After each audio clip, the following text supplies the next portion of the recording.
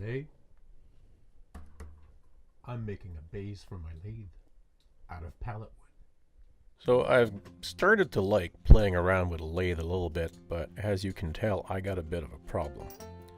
The thing popped out. I don't know how it stayed in place in the first time, but unless I securely fasten both sides to some sort of a base so the thing does not turn, I'm going to have a problem. This is going to keep happening. So having a couple of pieces of 2x4 handy, from Pallets, of course. What else? And I took a 2x4 from a big box store. I decided to get to work and make myself a base. Now, this is a little bit rough. The one I'm scrubbing on right now is actually from a pallet, but the other one is a normal 2x4. So I'm gonna put on some glue so that I can glue those two 2x4s together.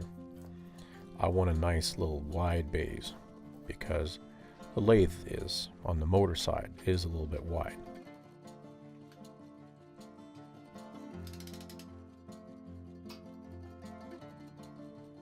I use some pallet wood, never mind the nails, and to the security police, well, I am an adult and I accept the risk, so thank you very much. I basically squeeze some clamps in there so that the 2x4s stay nice and even as much as possible. And then adding a generous amount of clamps to make sure that I have some even pressure for the glue. I just basically clamp it all up and let it dry overnight. Turns out that on the motor side I still don't have enough width. So I'm taking this other piece of pallet. It was nailed together. Essentially it's two 2x4s. And this is where this particular tool really helped out. Once I was able to wedge it in there, well, the Crescent nail puller really made short work of those nail pallets. So I'm taking away the clamps here because this has time to dry overnight, including my very safety aware boards.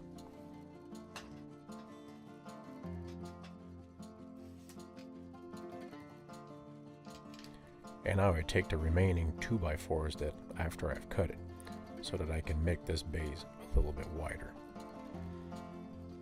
So after I've clamped this up, of course it would have made sense for me to put more boards in there and all in one shot and glue it in one piece, but I didn't have that presence of mind.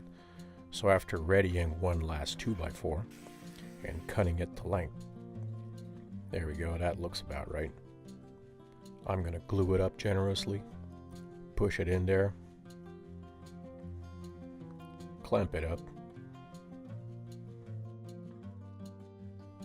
and then it's ready for the lathe.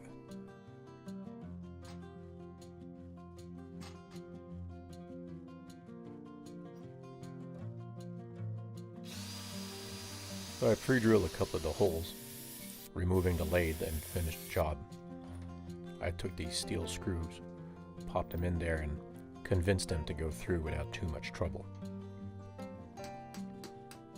Once those were completely in and bolted on the other side, there we go.